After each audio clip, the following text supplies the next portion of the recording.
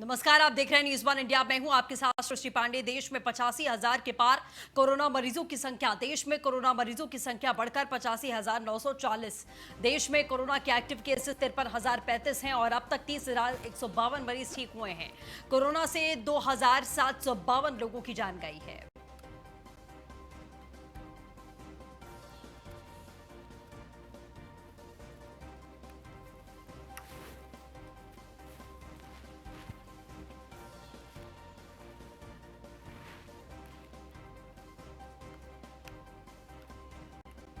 तो देश में कोरोना मरीजों की संख्या बढ़कर 85,940 हो चुकी है।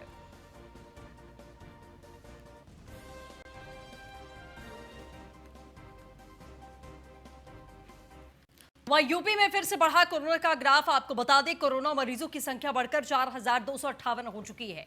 यूपी में कोरोना के एक्टिव मरीज हैं 1,713 और कोरोना के 2,441 मरीज अभी तक ठीक हो चुके हैं। यूपी में कोरोना से 104 लोगों की जान गई है और आज कोरोना के 203 नए केसेस हैं। आगरा में 278 एक्टिव केसेस हैं, 501 लोग ठीक हुए हैं, 27 लोगों की मौत हुई है। मेरठ में 209 एक्टिव केसेस हैं, 95 लोग ठीक हुए हैं और 18 लोगों की जान गई है।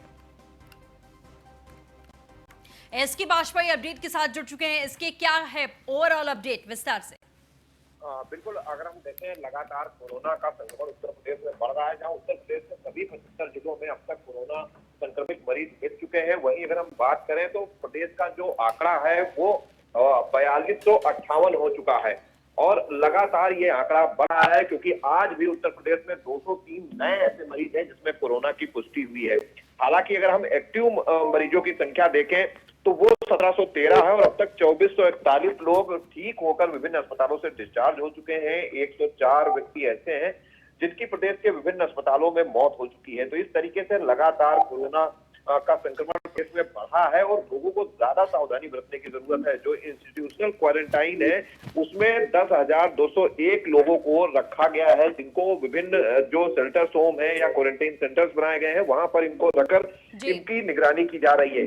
कहीं न कहीं उत्तर प्रदेश सरकार जहां लगातार कोशिश कर रही है, लेकिन बावजूद इसके कोरोना का कहर लगातार बढ़ रहा है। हालांकि बड़ी संख्या में जो लोग हैं वो डिस्चार्ज जरूर है, क्योंकि डिस्चार्ज होने वालों की संख्या 2441 है और जो एक्टिव मरीजों की संख्या है वो सिर्फ 1713 है। लेकिन कहीं न कहीं जो नए मरीज हैं वो जरूर बढ़ रहे हैं। इसमें बड़े पैमाने पर वो लोग भी हैं जो बाहर से लौटे हैं, जिनको क्वारंटीन सेंटर्स में रखा गया था।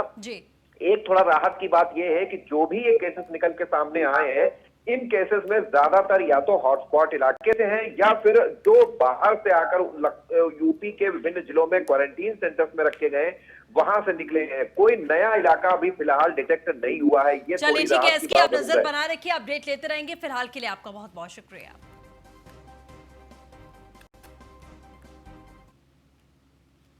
तो वहीं औरैया सड़क हादसे में बढ़ी मृतकों की संख्या। आपको बता दें, औरैया सड़क हादसे में 26 लोगों की मौत। ट्रक ने प्रवासी मजदूरों से भरे डीसीएम को टक्कर मारी थी, जिससे यह भीषण दर्दनाक हादसा आज हुआ था।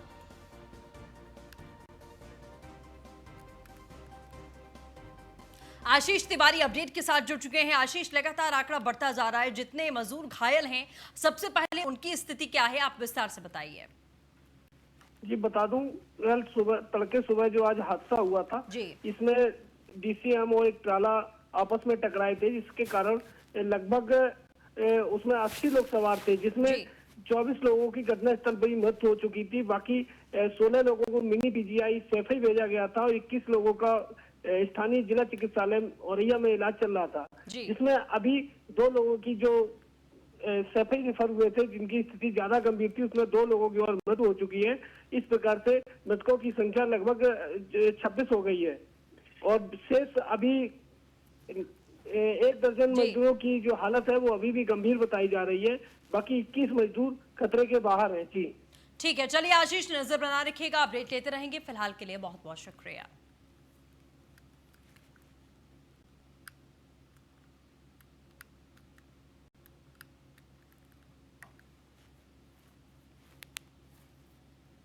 तो सड़क हादसे में मृतकों की संख्या लगातार बढ़ गई है। ट्रक ने प्रवासी मजदूरों से भरी डीसीएम में टक्कर मारी थी और प्रशासनिक स्तर भी मामले को लेकर गंभीरता दिखाई गई। सीएम योगी आदित्यनाथ ने जब सख्त आदेश दिए कि पूरे मामले की जांच पड़ताल होनी चाहिए और उसके बाद में जो तमाम मजदूर हैं उनका मुफ्त में इलाज करवाया जाए, और तब सक्रियता यहां पर ज्यादा बढ़ी हुई नजर आई है।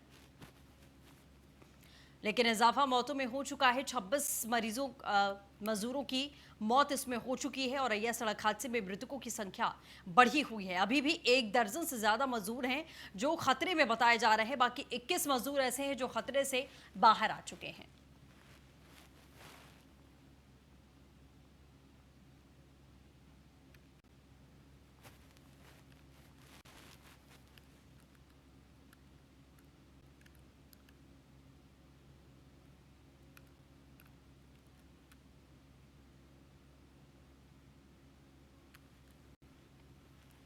तो वहीं गाजियाबाद थाना इंदिरापुरम प्रभारी अमित खारी को सस्पेंड किया गया है। औरैया में हुए सड़क हादसे के बाद में शासन ने कार्रवाई की है। इसी घटना में 2 थाना प्रभारियों पर सुबह से कार्रवाई हो चुकी है। शाम होते होते इंदिरापुरम प्रभारी भी सस्पेंड किए गए। औरैया हादसे पर लगातार कार्रवाई जारी है। थाना इलाके के मकनपुर से 16 लोग गए थे ट्रक पर, सभी सुरक्षित हैं। घटना के तुरंत बाद मथुरा और आगरा में भी इंस्पेक्टर्स को निलंबित किया गया है। अब गाजियाबाद इंदिरापुरम थाना इंचार्ज को भी सस्पेंड कर दिया गया है।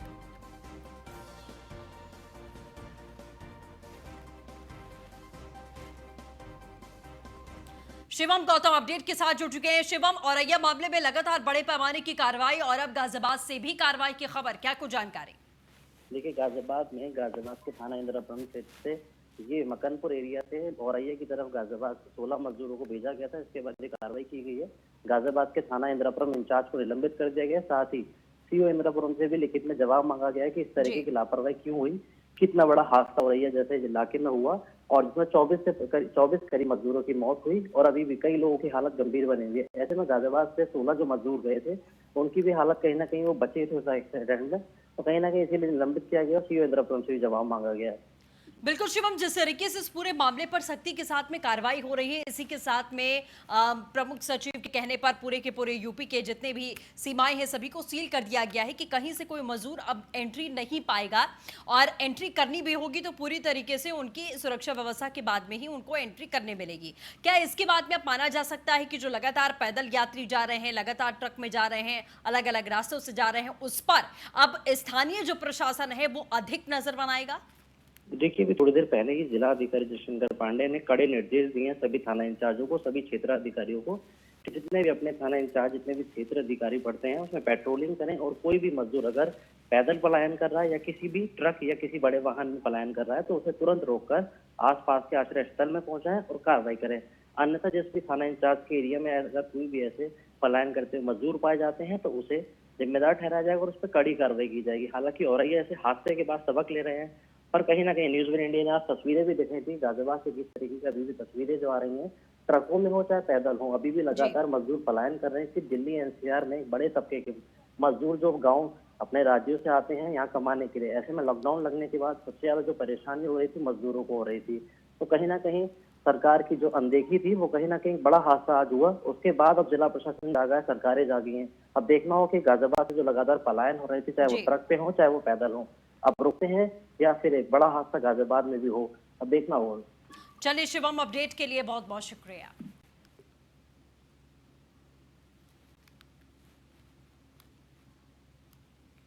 तो वहीं कांग्रेस नेता राहुल गांधी ने दिल्ली की सड़कों पर निकलकर पैदल जा रहे मजदूरों से बातचीत की है। आज राहुल गांधी ने दिल्ली के सुखदेव विहार फ्लाईओवर के पास जा रहे प्रवासी मजदूरों से बातचीत की। इस दौरान उन्होंने मजदूरों का दुख दर्द जानने की कोशिश की है। आपको बता दें, लॉकडाउन के बाद से प्रवासी मजदूर लगातार शहरों से गाँव की ओर पलायन कर रहे हैं और ये तस्वीर कहीं ना कहीं देर से आई, लेकिन कम से कम राहुल गांधी को मजदूरों की सुध हुई, यही उम्मीद की बात है। आप तस्वीरों के जरिए देख सकते हैं, राहुल गांधी सड़कों पर उतरकर इन लोगों को वो खाना भी वितरित कर चुके हैं। साथ ही कुछ मजदूरों को अपनी ही गाड़ी से इन्होंने उनके गंतव्य तक पहुंचाने की भी कोशिश की है।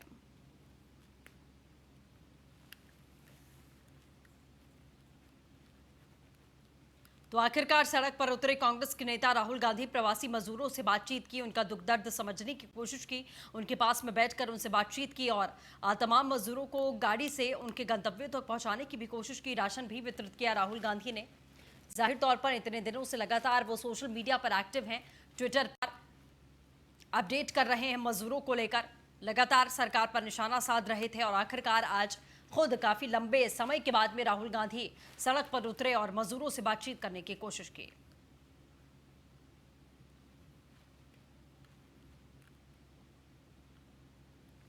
कोरोना की वजह से लॉकडाउन में मध्य प्रदेश की डिंडोरी में हर रोज लगभग 200 से 300 मजदूर पहुंच रहे हैं जो अन्य राज्यों में काम करने गए थे। आपको बता दें अब अपने घर लौट रहे हैं ये तमाम मजदूर डिंडोरी पहुंचे। इन प्रवासी मजदूरों ने बताया कि मध्य प्रदेश की सरकार प्रवासी मजदूरों के लिए खाने पीने की उत्तम व्यवस्था के साथ में सभी को उनके घरों तक पहुंचा रही है, लेकिन अन्य राज्यों की सरकारों ने मजदूर वर्ग के लिए कोई बेहतर इंतजाम नहीं किए बल्कि मजदूरों को उनके हाल पर छोड़ दिया है। अन्य राज्यों से लौटने वाले मजदूर मध्य प्रदेश की सीमा तक पहुंचने के लिए पैदल सफर तय करने को मजबूर हैं। वहीं मध्य प्रदेश सरकार इन प्रवासी मजदूरों को उनके जिले के गृह गांव तक पहुंचाने का कार्य कर रही है। कुछ ऐसे ही मजदूर हैं जो स्वयं के खर्चे पर मध्य प्रदेश की सीमाओं तक पहुंच रहे हैं, जहां से सभी को सरकारी व्यय पर बसों के माध्यम से उनके जिला गृह तक पहुंचाया जा रहा है।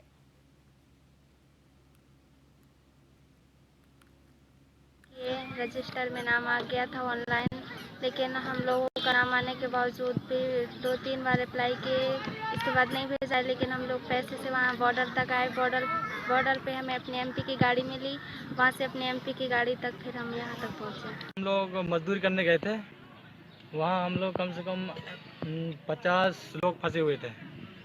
तो हमने अपने शासन को अपील किया, अपने अपर कलेक्टर को, एसडीएम साहब को, उनने हमारी गाड़ी की व्यवस्था की। गुजरात सरकार ने कोई व्यवस्था नहीं लगाई गाड़ी का, और खाने पीने का कोई व्यवस्था नहीं थी वहाँ पर। हमने फिर वहाँ 1500 ग्रुप बनाए और ग्रुप बनाकर 1500 गाड़ी का दिया। जब आए बॉर्डर तक, बॉर्डर अपने एमपी सरकार ने गाड़ी भेजवाई और खाने का व्यवस्था की। अप्लाई किए।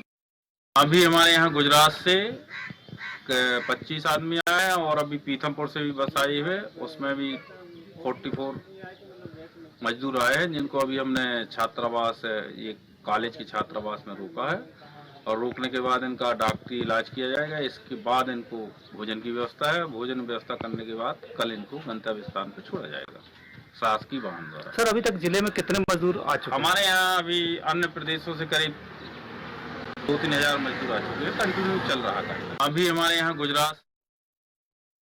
खबर बलिया से, जहां कोरोना को लेकर नहीं हो रहा सोशल डिस्टेंसिंग का पालन, जिम्मेदार ही पालन नहीं कर रहे।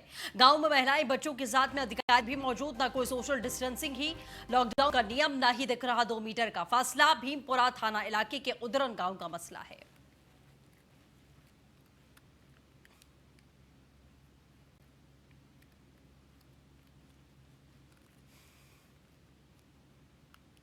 खबर लखनऊ से, जहां उत्तर प्रदेश बार काउंसिल के चेयरमैन हरिशंकर सिंह हटाए गए हैं। बार काउंसिल ऑफ इंडिया ने वाइस प्रेसिडेंट देवेंद्र मिश्रा को चार्ज दिया है। 14 मार्च के बाद दिए गए हरिशंकर सिंह के सभी आदेश रोके गए हैं। यूपी बार काउंसिल करेगी हर फैसले की समीक्षा। बार काउंसिल ऑफ इंडिया ने हरिशंकर सिंह से स्पष्टीकरण मांगा है। अनाधिकृत व्यक्ति के साथ में यूपी बार काउंसिल का नया खाता क्यों खोला गया, वकीलों के रजिस्ट्रेशन फीस फंड के डायवर्जन पर भी जवाब मांगा है। बार काउंसिल ऑफ इंडिया के चेयरमैन मनन कुमार मिश्रा ने यह आदेश जारी किया है।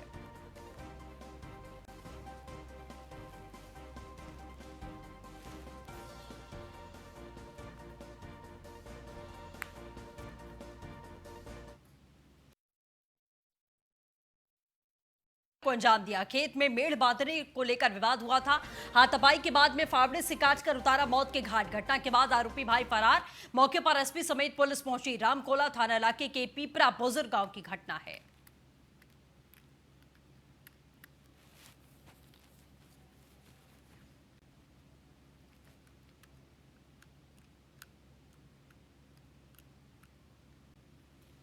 खबर गाजियाबाद से है, जहां डीएम अजय शंकर पांडे ने निर्देश दिए हैं। पालन कर रहे मजदूरों के लिए उचित व्यवस्था करने के निर्देश हैं। पलायन कर रहे मजदूरों के लिए उचित व्यवस्था करने के निर्देश दिए गए हैं। डीएम ने सभी थाना प्रभारियों को यह निर्देश जारी किया है। अपने थाना इलाकों में पेट्रोलिंग करके मजदूरों की उचित व्यवस्था सुनिश्चित की जाए। कोई भी मजदूर ट्रक और अन्य वाहनों में सफर न करे।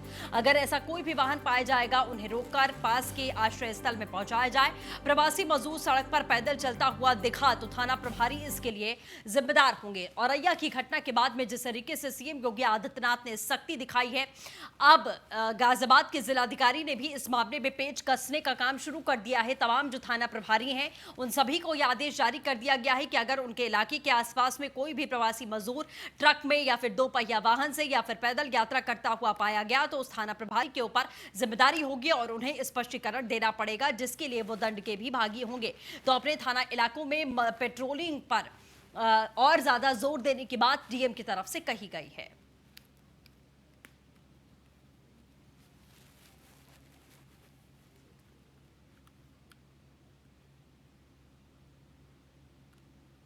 खबर बागपत से है, जहां पुरानी रंजिश को लेकर 2 पक्षों में फायरिंग हुई है। आपको बता दें, गोली लगने से एक युवक की मौत हो गई है, 2 अन्य लोग गंभीर रूप से जख्मी हुए हैं। घटना के विरोध में पक्ष ने जिला अस्पताल में हंगामा काटा। मौके पर जिला से बुलाया गया पुलिस बल। जैल कोतवाली के नेवाड़ा गांव की घटना है।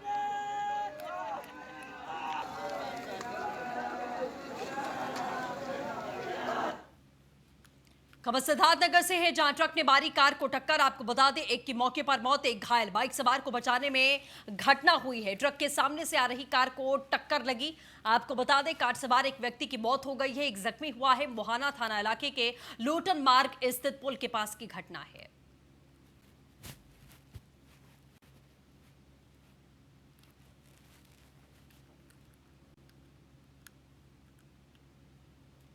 खबर आगरा से, जहां गांव में मगरमच्छ के मिलने से सनसनी का माहौल। गांव में घूमते मगरमच्छ को देखकर लोगों में दहशत का माहौल बरपा है। ग्रामीणों ने इकट्ठे होकर विशाल मगरमच्छ को बांध करके काबू किया है। सूचना पर पहुंचा वन विभाग। अमला यमुना नदी में मगरमच्छ को छोड़ा गया है। थाना फतेहाबाद इलाके के धारापुरा गांव का मसला है।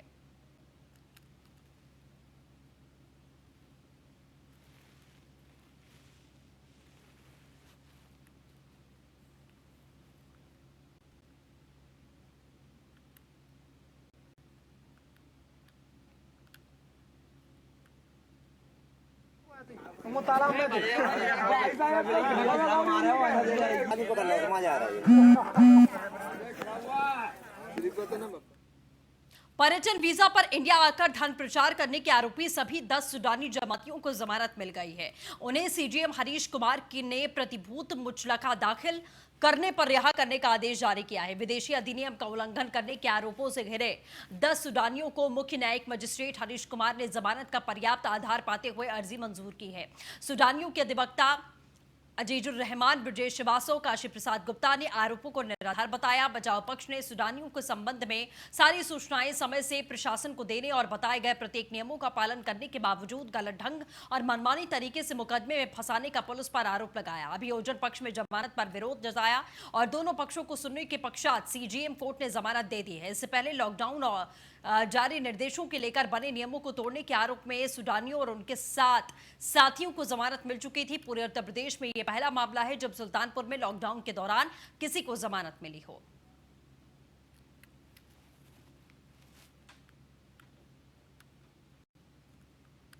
खबर प्रयागराज से है, जहां जमीन के विवाद में 2 पक्षों में जमकर मारपीट हुई है। गोली चलने की भी बताई जा रही है आशंका।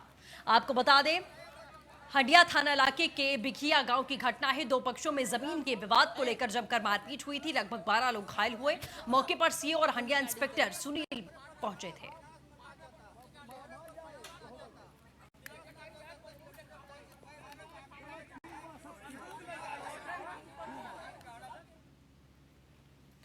तो अमेठी में प्रवासी मजदूरों से वसूली का खेल शुरू हो चुका है। मजदूरों को 5-5 रुपए में होम क्वारंटाइन फॉर्म बेचा जा रहा है। प्रवासी मजदूर दुकानों से फॉर्म खरीद रहे हैं। साथ ही कोरोना जांच के नाम पर सिर्फ थर्मल स्क्रीनिंग हो रही है। क्वारंटाइन सेंटर्स पर लंबी कतार है, जहां सोशल डिस्टेंसिंग की धज्जियां उड़ाई गई हैं। ना कोई सुरक्षा कर्मचारी है, ना ही कोई सुविधा है। यह मामला अमेठी के जामू ब्लॉक का है।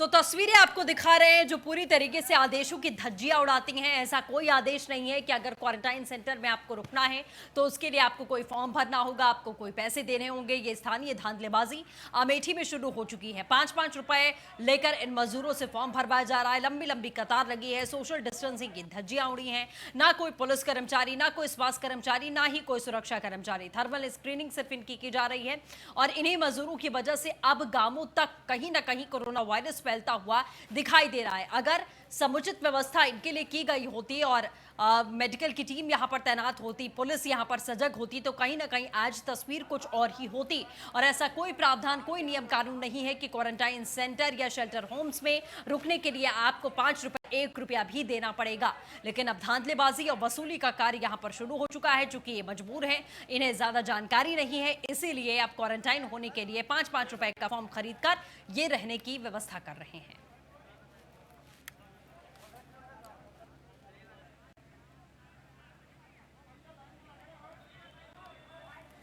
खबर हाथरस से है, जहां दबंगों का कहर, मामूली विवाद में युवक को डंडों से पीटा है। आपको बता दें, मारपीट का वीडियो वायरल हुआ है। सूचना पर पहुंची पुलिस ने घायल को अस्पताल में भर्ती किया है। दोनों पक्षों में जमीन विवाद में झगड़ा हुआ। कोतवाली सैफाउस क्षेत्र के मोहल्ला होली गेट का मसला है।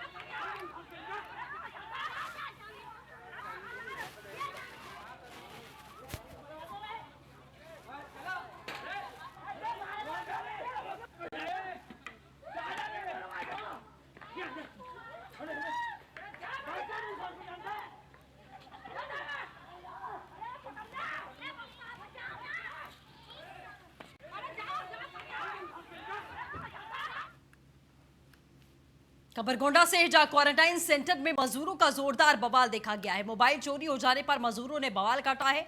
मजदूरों के बीच में जमकर लात घूंसे चले हैं। सोशल डिस्टेंसिंग की जमकर धज्जियां उड़ी हैं। 8 दिन के भीतर दूसरी बार इस तरीके का बवाल हुआ है। क्वारंटाइन सेंटर पर कोई पुलिस नहीं है। कौड़िया बाजार के क्वारंटाइन सेंटर का मसला है।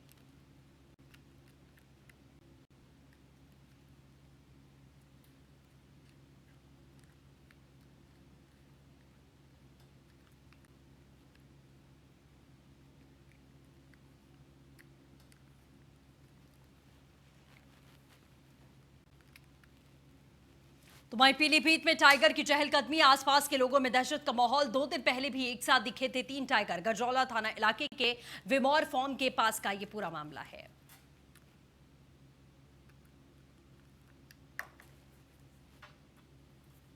इसी के साथ फिलहाल इस बुलेटिन में बस इतना ही। तमाम खबरों के लिए बने रहिए न्यूज़ 1 इंडिया के साथ।